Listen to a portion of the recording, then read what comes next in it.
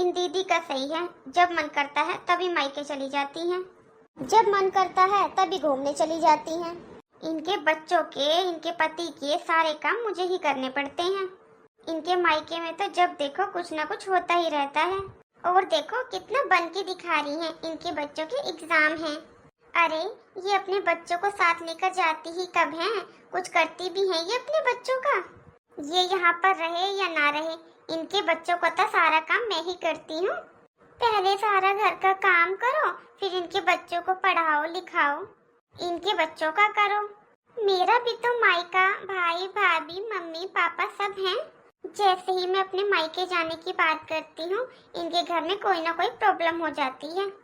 लेकिन माँ जी, आप तो जानते हो ना मेरी कितने दिनों से तबीयत खराब चल रही है।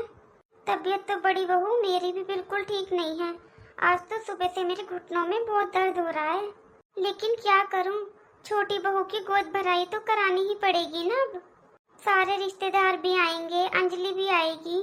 जा बड़ी बहू, तू जाकर आराम कर ले, नहीं तो तेरी तबीयत और खराब हो जाएगी। ठीक है माँ जी।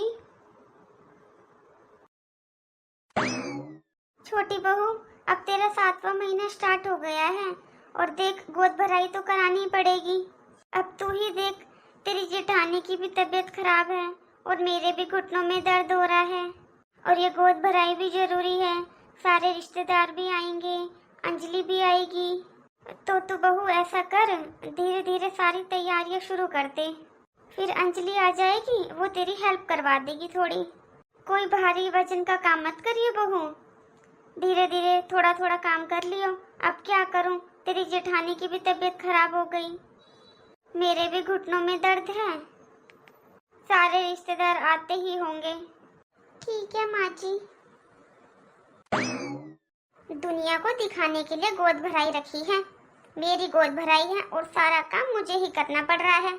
जेठानी जी की तो वैसे भी हमेशा ही तबीयत खराब रहती है और मम्मी जी, उनके तो वैसे भी घुटनों में दर्द रहता है। वैसे भी तो घर के सारे काम मैं ही करती हूँ, लेकिन अब मुझसे नहीं होता। मेरा 7वां महीना लग रहा है, ऐसे में तो मम्मी जी को कोई हेल्पर रख लेना चाहिए था ना। और ऊपर से सारे रिश्तेदारों को इनवाइट कर लिया है, कैसे करूँ मैं इतना सारा काम। मेरे भी तो कमर में दर्द हो रहा है, पैरों से खड़ा नहीं हुआ जा रहा, पर मैं किसे बताऊं, मेरी तो कोई सुनता ही नहीं है। भाभी, भाभी, अरे दीदी आप कब आई? बस भाभी अभी अभी आई हूँ। वैसे आपने तैयारी कर ली गोद भराई की? क्या क्या बनाया है अपने खाने में? दीदी जो मम्मी जी ने बोला वो सब बनाया है। भाभी खीर तो बनाई है ना आपने? नहीं दीदी, खीर नहीं बनाई, माँ जी ने हलवे का बोला था, हलवा बनाया है। भाभी मम्मी को याद नहीं रहा होगा, आप ऐसा करो थोड़ी खीर भी बना लो और बनाकर फ्रिज में रख देना। आप जानते हो ना इन्हें ठंडी खीर पसंद है। दीदी अभी तो आप रुकोगे ना, तो मैं कल बना दूंगी आपके लिए खीर। अभी मेरे ना पैरों में दर्द हो रहा है इसलिए। अरे भाभी खीर बनाने में टाइम ही कितना लगता है, और अगर नहीं बनानी है तो साफ साफ मना कर दो ना। और वैसे भी 4 रिश्तेदार घर में आए नहीं, आपकी तबीयत पहले ही खराब हो जाती है। आजकल की बहुओं के ये बड़े चोचले हैं, प्रेग्नेंट होती नहीं है, उनके तो सर में दर्द कमर में दर्द स्टार्ट हो जाता है। अरे भाभी अभी से ये हाल है आपके, जब बच्चा हो जाएगा तब क्या हाल होगा आपका। सॉरी दीदी, अभी बना देती हूँ। हाँ जल्दी बना दो। सच में आप में और बड़ी भाभी में कितना अंतर है। अगर आपकी जगह बड़ी भाभी होती ना तो भी मिनटों में काम कर देती। मेरी सास ने कहा था अंजलि आएगी तो तेरी थोड़ी हेल्प हो जाएगी। ननद और भाभी की कभी हेल्प कर दे? नहीं, ऐसा कभी नहीं हो सकता। हर वक्त बड़ी बहू बड़ी भाभी, बड़ी बहू बड़ी भाभी। तो ये लोग मुझसे क्यों कहते हैं काम की? तो अपनी बड़ी बहू बड़ी भाभी से कहते क्यों नहीं है? और एक ये मेरी ननद, मैंने सोचा था आएगी तो थोड़ी मदद करेगी, पर नहीं। अब इसके लिए खीर बनाओ। ये पूरा परिवार कितना ड्रामेबाज है। जब काम की जरूरत थी, जब सबके सब बीमार हो गए, जेठानी की तबीयत खराब हो गई और सास के घुटनों में दर्द हो गया, और जैसे ही रिश्तेदारों ने आना स्टार्ट कर दिया दोनों ठीक हो गई। ऐसे वेलकम कर रही थी सबका जैसे इन्हें कभी कुछ हुआ ही नहीं था। काम के टाइम पर तो ये जेठानी बीमार हो जाती है और हर वक्त बड़ी बहू ऐसी बड़ी बहू वैसी। और यहाँ पर तो सभी रिश्तेदार भी एक जैसे ही हैं, सबको बस बड़ी बहू ही दिखती है। लेकिन क्या करूँ, इस समय अपने मायके भी तो नहीं जा सकती ना। डिलीवरी तो मुझे यहाँ ससुराल में ही करवानी पड़ेगी, वरना इन्हें भी अच्छा नहीं लगेगा। लेकिन अब मैं भी नहीं जाऊंगी अपने मायके, डिलीवरी यही करवाऊंगी।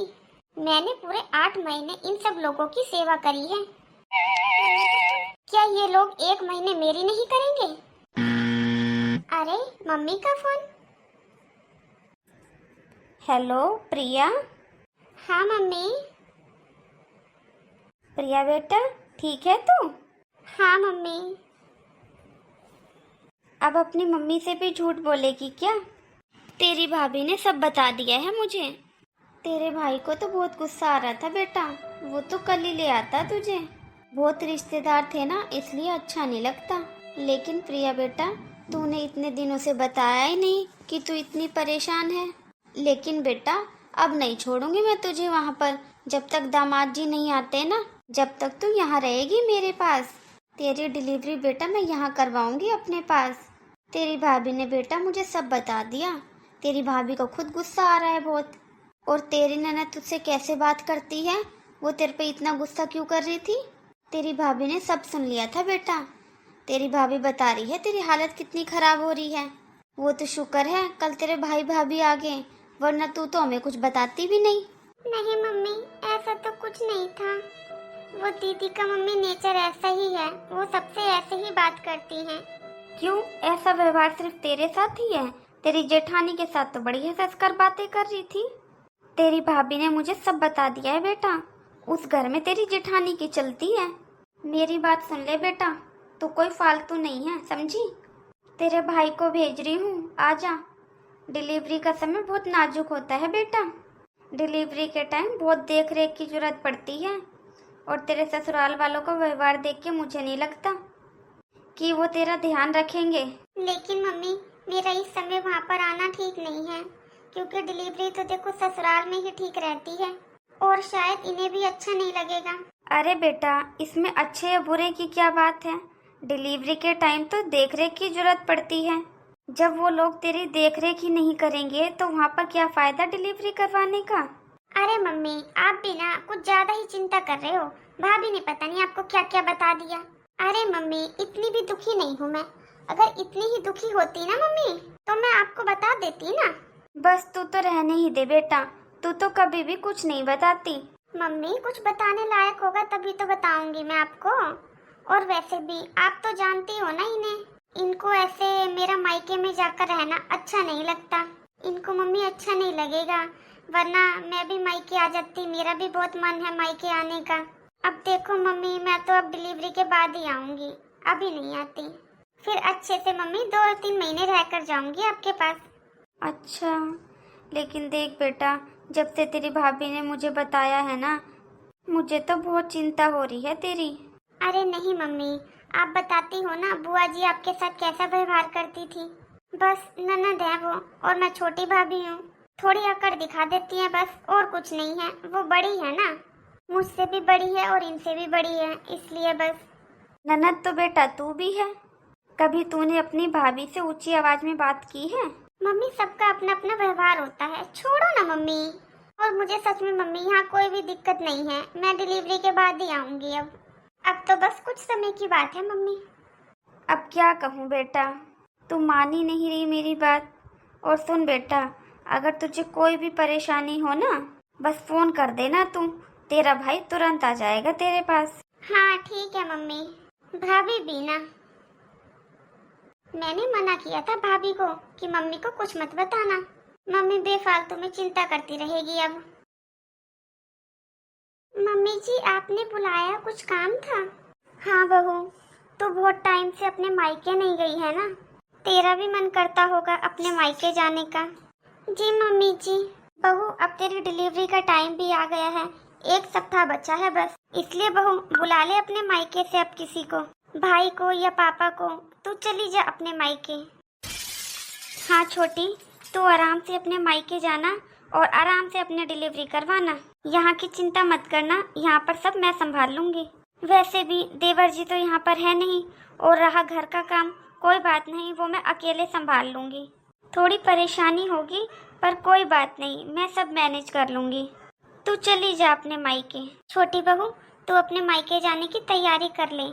अगर तेरा भाई आज शाम को आ जाता है तो तू आज शाम को ही निकल जाना, क्योंकि अब तू अपने जेठ या ससुर के साथ मायके जाएगी तो अच्छा नहीं लगता है ना। इसलिए तू अपने भाई को बुला ले और शाम को ही निकल जा, क्योंकि बेटा ये आखिरी सप्ताह है ना, इसमें पता नहीं चलता कब बच्चा हो जाए। लेकिन मम्मी जी, अब मुझे अपने मायके नहीं जाना, क्योंकि मम्मी जी डिलीवरी तो अपने ससुराल में ही ठीक रहती है ना, और पापा और भाई के सामने मुझे शर्म आएगी ऐसी हालत में। मेरी मम्मी का और भाभी का तो फोन आया था, वो बुला रहे हैं मुझे शर्म आती है ऐसी हालत में मायके में। अब तो मम्मी जी मैं डिलीवरी के बाद ही जाऊंगी। अरे छोटी, तू कैसी लड़की है जो अपने मायके जाने के लिए मना कर रही है?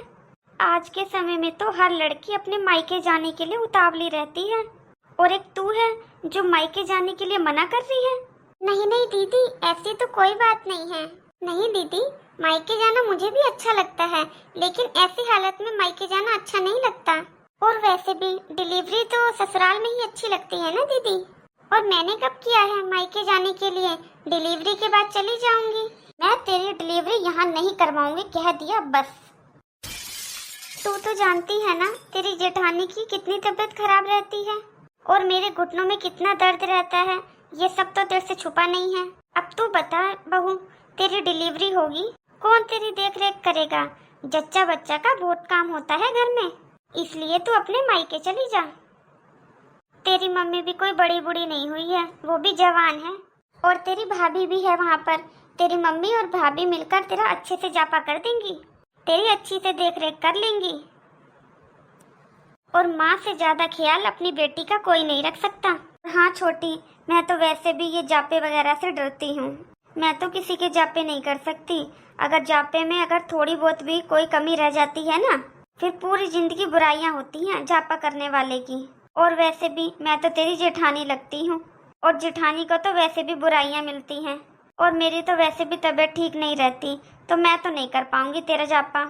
मेरा भी तू जानती है बहू, घुटनों से खड़ा नहीं हुआ जाता, कमर में दर्द रहता है। अब तू खुद बता, मैं कैसे देख रेख करूंगी तेरी?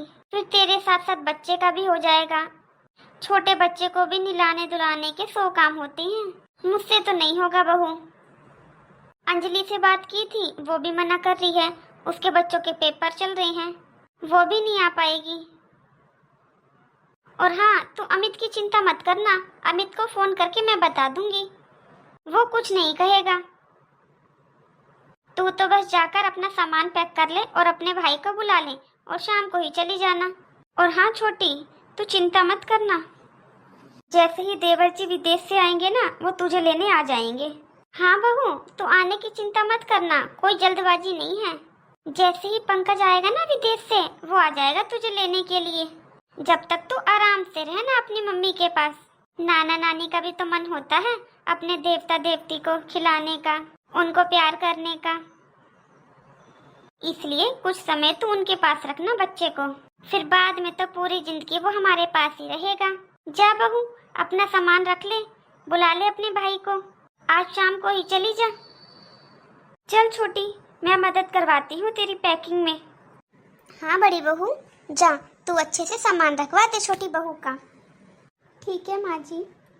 चलो छोटी। अरे थोड़ी परेशानी झेल लूंगी मैं, लेकिन डिलीवरी का खर्चा नहीं झेला जाएगा मुझसे। आजकल डिलीवरी में कितना खर्चा हो जाता है, जो इसकी डिलीवरी में खर्चा होगा उन पैसों की कोई चीज बनवा कर दूंगी मैं अपनी बेटी को। मेरी बेटी का नाम तो होगा ससुराल में।